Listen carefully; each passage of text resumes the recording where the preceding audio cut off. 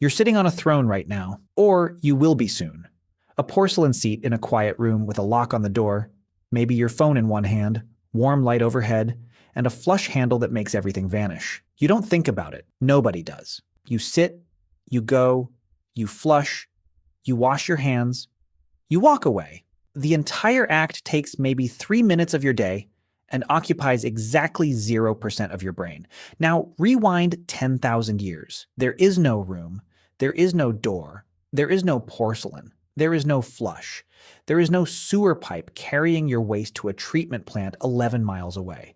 There is just you, squatting in the open air, surrounded by 60 other people who live in your settlement, all of whom are doing the same thing you are, in the same places where you cook, where your children play, where you sleep.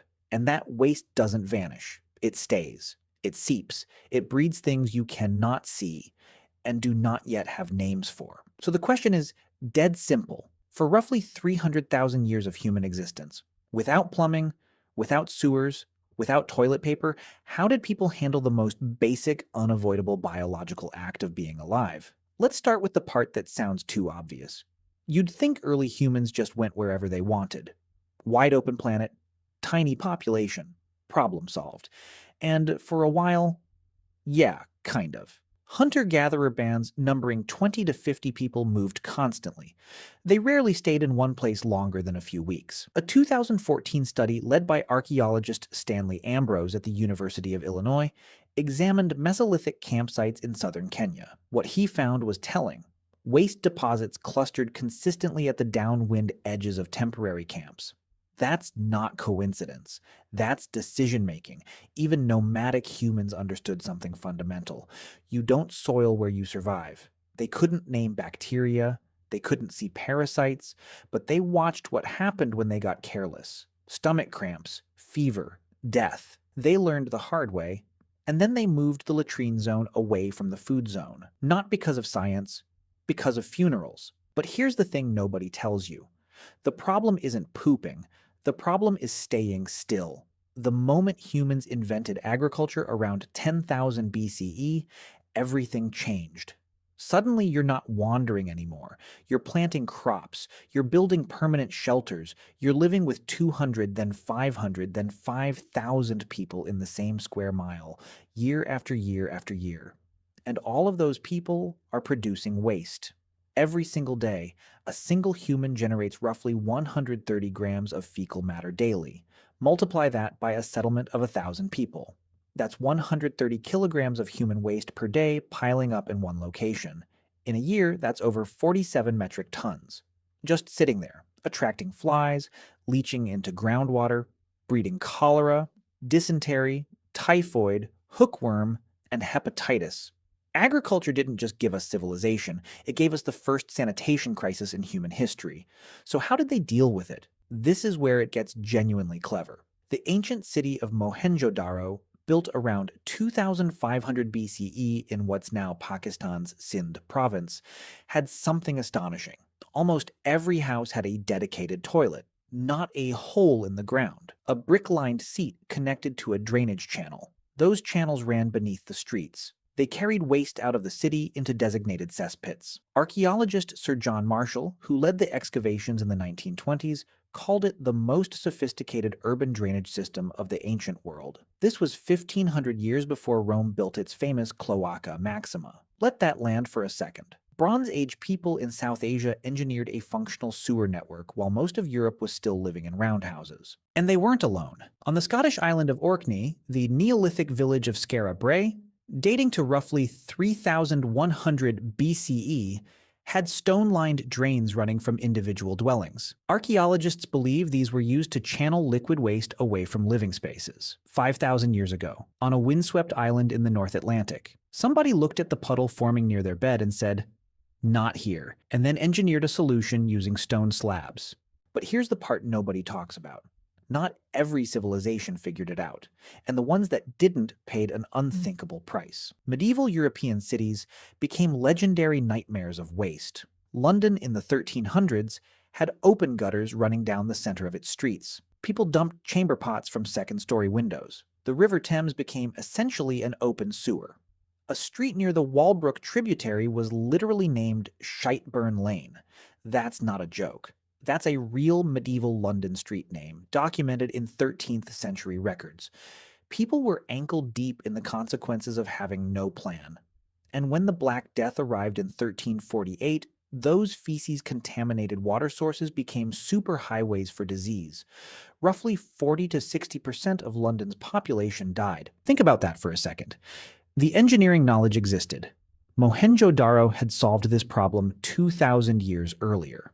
But knowledge doesn't travel in straight lines. It dies with cities, it drowns in conquest, it gets buried under ash and forgetting. Now, let's talk about what you actually wiped with, because flushing is only half the equation. You reach for that soft two-ply roll without a thought. Your ancestors reached for whatever was nearby. In ancient Rome, they used something called a tersorium. Picture a sea sponge mounted on a wooden stick. You used it, then rinsed it in a bucket of salt water or vinegar. Then you put it back. For the next person, communal Roman bathrooms called foricai could seat 20 people side by side on a long marble bench with keyhole-shaped openings. No stalls, no dividers. You sat elbow to elbow with strangers and shared the sponge stick. Archaeologist Anne Olga Koloski-Ostro from Brandeis University has spent decades studying Roman toilet culture. She notes that these spaces were oddly social. Romans chatted, made business deals, and gossiped while relieving themselves. Privacy around bodily functions is a modern invention. Your ancestors would find your locked bathroom door bizarre. In ancient China, bamboo strips called chugi were standard, thin, smooth sticks of bamboo used to scrape rather than wipe. Excavations at a Han Dynasty latrine pit near Zhuangquanji, a relay station on the Silk Road dating to 111 BCE, uncovered actual chugi still bearing traces of ancient fecal matter. Researchers led by Piers Mitchell at Cambridge confirmed the finding in 2016. Parasites preserved on those sticks included roundworm and liver fluke. That single discovery told scientists something remarkable. Diseases were traveling the Silk Road along with silk and spices. Trade routes were also parasite highways. In the Islamic Golden Age,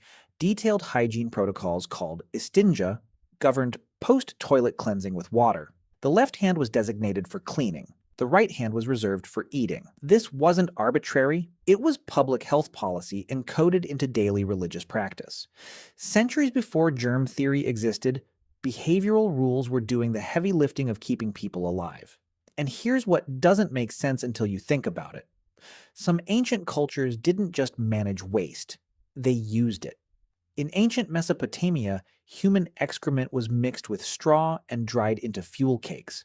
In parts of rural China, night soil, that's the polite term for collected human feces, was composted and spread on agricultural fields for centuries, a practice documented as early as the Shang dynasty, around 1600 BCE. They didn't have chemical fertilizer. They had themselves. The phosphorus and nitrogen in human waste made crops grow faster. It was efficient. It was sustainable. It was also incredibly dangerous if done wrong, spreading parasites through the food supply in an invisible loop. But when managed carefully, it worked. Some historians argue that China's sophisticated night soil collection systems helped sustain population densities that Europe couldn't match for centuries. Your waste wasn't garbage. It was a resource. The line between poison and fertilizer was knowledge. Now let's zoom out, because there's something bigger hiding inside this entire story. Every single one of these solutions, moving the latrine zone, building drains, engineering sewers, sharing sponge sticks, composting waste, they all share one thing. They required cooperation. You cannot solve sanitation alone. One person with a latrine plan is just a person with a hole. 1,000 people agreeing on where to dig, how to drain, when to empty the pit, that's a society.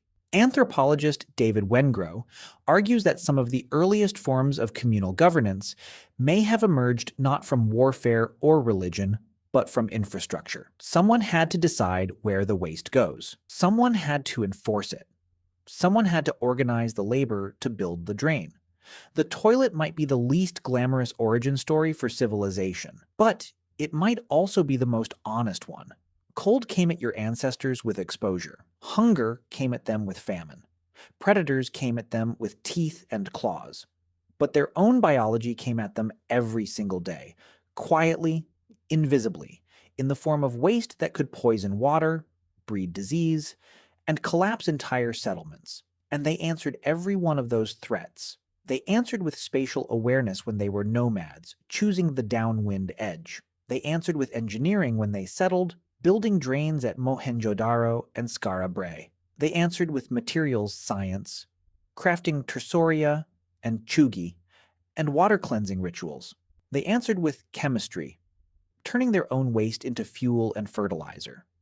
And they answered with governance, creating the social contracts that made shared sanitation possible. Not because they were brilliant in the way we romanticize brilliance, but because the alternative was dying in a pile of their own waste. Necessity didn't just mother invention, it mothered civilization itself. So tonight, or tomorrow morning, you'll walk into that quiet little room again. You'll close the door, you'll sit on that porcelain seat, you'll reach for that 2-ply roll, and the flush will carry everything away through pipes that trace their ancestry back 5,000 years to a brick-lined channel beneath a house in the Indus Valley, built by someone whose name you'll never know, who looked at the mess around them and decided to fix it. You're sitting on the longest unbroken engineering project in human history, and you don't even think about it. That's the whole point. They solved it so well that you get to forget.